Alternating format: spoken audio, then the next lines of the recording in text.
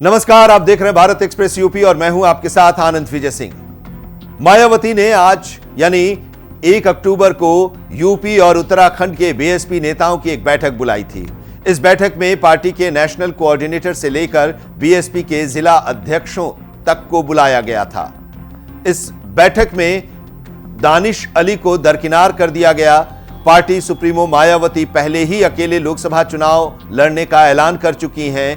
मध्य प्रदेश के विधानसभा चुनाव के लिए अब तक 16 उम्मीदवारों के नामों की घोषणा भी कर चुकी हैं। तो ऐसे में सवाल ये उठता है, जो बैठक हुई, इस बैठक में मायावती ने जो फैसला लिया, उस फैसले से पार्टी कितना सहमत है, क्योंकि जितने मुंह उतनी बातें कही जा रही हैं। पार्टी के किसी भी नेता को कुछ नहीं पता और सब यही कह रहे हैं कि बहन जी क्या करेंगी ये तो वही जाने। दूसरी ओर उत्तर प्रदेश की सियासत में इस बात की भी सुगबुगाहट है कि बीएसपी के 9 सांसदों में से 8 पार्टी से बाहर जाने की फिराक में है। मायावती और उनकी पार्टी बीएसपी मुश्किल दौर से गुजर रही है। यूपी का पिछला विधानसभा चुनाव वो बुरी तरह से हार चुकी हैं। शरद पवार और लालू यादव से लेकर अखिलेश यादव तक उन पर बीजेपी की बी टीम होने का आरोप लगा रहे हैं।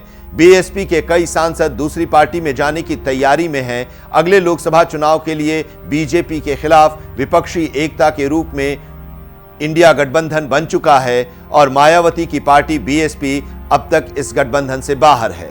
तो क्या वे इस फैसले पर अड़ी रहेंगी या फिर आगे जाकर वे अपना फैसला बदल सकती हैं? पिछले ही महीने 23 अगस्त को बीएसपी अध्यक्ष मायावती ने बारी बारी से यूपी और उत्तराखंड के बीएसपी नेताओं की एक बैठक बुलाई और उसमें उन्होंने अपने भतीजे आकाश आनंद को जयपुर से बुलाया था। आकाश उन दिनों राजस्थान में रोड शो कर रहे थे। तब मायावती ने भतीजे आकाश के कंधे पर हाथ रखकर आशीर्वाद दिया था। इसी बैठक में मायावती ने एक साथ इंडिया गठबंधन और बीजेपी के खिलाफ बातें कही थीं। इस दौरान मायावती की पार्टी ने संसद में महिला आरक्षण का समर्थन किया, लेकिन उन्होंने पिछड़ों के लिए आरक्षण की मांग की। मायावती के लिए सबसे बड़ी चिंता पार्टी और अपने बेस वोट बैंक को बचाने की है। जिस इमरान मसूद को बड़े मान सम्मान के साथ मायावती बीएसपी में लेकर आई थी, वे इमरान अब पार्टी से बाहर हैं। पश्चिमी यूपी के बड़े मुस्लिम नेता इमरान अब राहुल गांधी का गुणगान कर रहे हैं। बीएसपी सांसद दानिश अली का मामला तो सबके सामने है। संसद में बीजेपी सांसद रामवीर सिंह विधुड़ी ने दानिश के खिलाफ आपत्तिजनक बातें कही थी और उसके बाद राहुल गांधी समेत विपक्ष के कई नेताओं ने दानिश के घर जाकर उनसे मुलाकात की और उनका समर्थन किया। समर्थन तो मायावती ने भी किया, लेकिन बीएसपी का कोई सांसद उनसे मिलने नहीं गया। पहले मायावती ने दानिश अली को मिलने के लिए लखनऊ बुलाया था, लेकिन बाद में ये मीटिंग कैंसिल कर दी गई। इस बार भी मायावती ने उन्हें बैठक में नहीं बुलाया और वो बैठक में गए भी नहीं। बीएसपी के 9 लोकसभा सांसद हैं और बताया जाता है कि गिरीश चंद्र जाटव को छोड़कर बीएसपी के बाकी 8 सांसद बाहर जाने की योजना पर काम कर रहे हैं। दानिश अली कभी नीतीश कुमार से मिलते हैं तो कभी कांग्रेसी नेताओं के साथ गलबहियां करते दिखाई देते हैं। मायावती को यह सब पसंद नहीं है। अगर वे फॉर्म में होती तो अब तक उन्हें पार्टी से बाहर कर चुकी होती। धर्मवीर चौधरी को टीवी न्यूज चैनल पर जाने पर बीएसपी से बाहर कर दिया गया, लेकिन पार्टी के बिजनौर से सांसद मलूक नागर आए दिन टीवी डिबेट पर नजर आते हैं, लेकिन उनके खिलाफ कोई कार्रवाई नहीं होती है। और इसी को लेकर रविवार को बैठक हुई और इस बैठक में मायावती ने अपने पार्टी के तमाम पदाधिकारियों और नेताओं के साथ चर्चा की और पार्टी के लिए 2024 के लोकसभा चुनाव की रणनीति पर और आने वाले विधानसभा चुनाव को लेकर क्या रणनीति होगी उस पर चर्चा की। आज वो तय हुआ है कि जिन्होंने बहुजन समाज पार्टी की स्थापना किया, माननीय श्री कांशीराम जी, उनके उपलक्ष्य में जो 9 अक्टूबर को उनका जो हमारा कार्यक्रम है उसको मतलब हम बढ़िया से कैसे मनाया जाए, तो उसमें एक तय हुआ कि हमारे जो 5 मंडल के लोग हैं, सहारनपुर, मेरठ, आगरा, अलीगढ़, बरेली, ये लोग हमारे वहाँ नोएडा जो प्रेरणा स्थल है वहाँ पे जा कर के और मान्यवर साहब का वहाँ पे उनकी कार्यक्रम में भाग लेंगे।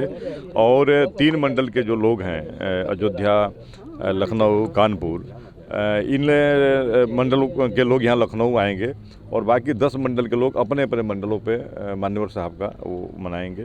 फिर और इसके लिए तब तक जो हमारे सेक्टर में जो कार्यक्रम चल रहे थे तो उसके लिए 5 से लेकर के 12 तारीख तक उस प्रोग्राम को रोक दिया गया। उसमें ये हुआ कि मान्यवर साहब के हम प्रोग्राम में फोकस करें और उसको हम बढ़िया से, इसलिए कि मान्यवर साहब की देन है कि ये पार्टी आज यहाँ पे पहुँची है। और इन सब के साथ ही अन्य जो राजनीतिक जो मान लीजिए चुनाव में हमारा कैसे मतलब हम लोकसभा में किस तरह से हम पार्टिसिपेट करें, इस पर चर्चा हुई। दूसरा फिर एक मान लीजिए महिला बिल पे भी बात आई कि महिला बिल तो जिस तरह से भारतीय जनता पार्टी के लोगों ने आनंद फानंद में महिला बिल को लाए हैं जल्दीबाजी में, तो यह तो केवल एक कुछ स्टेट में होने वाले चुनावों में इसका बेनिफिट उनको मिल सके या आने वाले लोकसभा चुनाव में इसका बेनिफिट मिले, केवल इसलिए इस बिल को लाया गया है। जबकि ऐसा नहीं है कि इन होने वाले स्टेट के चुनावों में या आम लोकसभा का चुनाव जो होने वाला है उसमें भी महिला आरक्षण का कोई लाभ नहीं मिलने वाला है। उसकी अभी रूपरेखा ही नहीं बनी है कि यह महिला आरक्षण कैसे हम लागू करेंगे, इसका हम कब परिसीमन कराएंगे, परिसीमन से पहले कब हम जनगणना कराएंगे, उसके बाद फिर सीटों का परिसीमन होगा, तो बहुत लंबी प्रक्रिया है। तो निश्चित रूप से इसको भी मैंने हम लोगों को ये रखना है कि भाई आप इसका सीधा सीधा। और दूसरा जो सबसे बड़ी बात थी कि हम लोगों में कोई इस तरह का मतलब ये ना हो, हम लोग सभी लोग जोरदार तरीके से लगें कि लोकसभा की चुनाव की तैयारी बेहतर करें।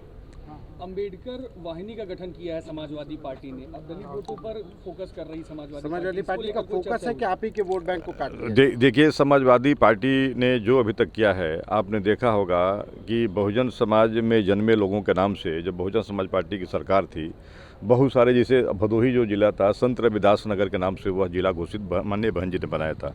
जैसे ही अखिलेश जी सीएम बने तो उस संत रविदास जी का नाम हटा करके उन्होंने ख़त्म कर दिया। ऐसे 200 उदाहरण हैं।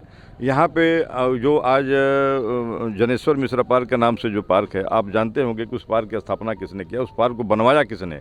लेकिन जैसे ही अखिलेश जी आए तो उस पर उन्होंने वो अम्बेडकर जी का नाम हटा करके उन्होंने, यही नहीं, हमारे जो SC ST के जो प्रमोशन में जो आरक्षण का जो बिल था, यही समाजवादी पार्टी ने उत्तर प्रदेश से समाप्त कर दिया था जब समाजवादी पार्टी की सरकार थी। और यह जब पार्लियामेंट में जब इसकी बिल आ रही थी तो इन्होंने समाजवादी पार्टी के सांसद ने उस बिल को फाड़ा था। तो क्या ये कुछ भी वाहिनी बना ले, वो हमारे ऐसे लोगों को लेकर के इन गठन अपने ऐसे संगठन बना रहे हैं जो हमारे यहाँ के रिजेक्टेड लोग हैं, जो हमारे यहाँ से निकाले गए लोग हैं, उनको वो लेकर के अपनी टोकरी में अपने गुलदस्ता में सजा रहे हैं। तो उनको मुबारक हो। हमारे यहाँ से आप देखते हैं फल बेचने वाला भी फल की टोकरी में अगर कोई एक फल सड़ने लगता है तो उसको आदमी बाहर कर देता है कि अगर यह कुछ दिन और रह जाएगा तो पूरी टोकरी को सड़ा देगा। ऐसे लोगों को हम बाहर करते हैं और वो उसको अपनी टोकरी में सजा रहे हैं, तो मुबारक हो उनको। गठबंधन को लेकर के कोई दानिश अली को लेकर के नहीं, दानिश अली जी का तो आपने देखा होगा, क्योंकि मैं भी यहाँ पे बहुजन समाज पार्टी के नेता लीडर के विधानसभा में लीडर की हैसियत से मैंने भी आलोचना किया कि ये निश्चित रूप से ऐसे सांसद के खिलाफ जिन्होंने इस तरह का अपशब्द का प्रयोग किया कार्रवाई होनी चाहिए। हमारे जो राष्ट्रीय कोऑर्डिनेटर हैं श्री आकाश आनंद जी ने उन्होंने भी बोला कि नहीं, इस कार्रवाई होनी चाहिए। और माननीय बहन जी ने भी खुद किया कि भाई इस पर तो तुरंत एक्शन होना चाहिए। तो ये तो हम ऑलरेडी पहले ही हम अपनी प्रतिक्रिया दे चुके हैं। गठबंधन को लेकर भी कुछ चर्चाएं चल रही हैं? नहीं, शुरू से भी देखिए, हमारा मानना है कि ये जैसे महिला ही आरक्षण बिल है तो ये इसमें भाजपा और कांग्रेस दोनों की लगभग एक तरह का उनका विचार है। तो हम किसी से मिलने वाले नहीं, इसलिए कि हम कहाँ जाएंगे। दोनों लोगों से हमारी देखिए आइडियोलॉजी में और अन्य पार्टी जिससे गठबंधन करेंगे उनकी आइडियोलॉजी में फ़र्क है। तो हम अपनी भाई यह बहुजन समाज पार्टी एक साथ एक मिशन भी है, तो हम इसमें किसी से गठबंधन करते हैं तो हो सकता है हम अपने लोगों को जो लाभ देना चाहते हों उस गठबंधन में शामिल होकर न दे पाएँ, इसलिए हम गठबंधन से बाहर हैं, हम खुद अकेले चुनाव लड़ेंगे। 2024 लोकसभा चुनाव के मद्देनजर बीएसपी में एक बड़ी बैठक हुई। बैठक की अध्यक्षता बीएसपी सुप्रीमो मायावती ने किया। पार्टी के तमाम पदाधिकारी और कार्यकर्ता इस बैठक में शामिल हुए। बीएसपी सुप्रीमो मायावती ने 2024 लोकसभा चुनाव के लिए तमाम दिशा निर्देश दिया, आगामी चुनाव के लिए तैयार रहने की नसीहत दी। लेकिन इस बीच एक बड़ी बात सामने आ रही है, बीएसपी के 9 सांसदों में 8 सांसद पार्टी छोड़ सकते हैं। ये बीएसपी के लिए बड़ा झटका होगा। कारण इसका ये बताया जा रहा है कि दानिश अली का जो मामला था, जिसमें बीजेपी सांसद रमेश बिधूड़ी ने आपत्तिजनक बात कही थी, जिसको लेकर बीएसपी के सांसदों में नाराजगी है। और ये कहा जा रहा है कि एक बैठक बुलाई गई थी बीएसपी की तरफ से इस मामले को देखने के लिए, लेकिन इस पे पार्टी की तरफ से कोई कार्रवाई नहीं की गई और बाद में इस मीटिंग को कैंसिल कर दिया गया था। बड़ी बैठक थी आज, लेकिन इसमें दानिश अली को नहीं बुलाया गया, वो नहीं शामिल हुए। इस बात से अंदेशा लगाया जा रहा है कि बीएसपी के जो नेता हैं वो नाराज हैं, जो सांसद हैं वो नाराज हैं और पार्टी छोड़ सकते हैं। इसी बीच जो पिछले दिनों देखा गया कि दानिश अली लगातार कांग्रेस और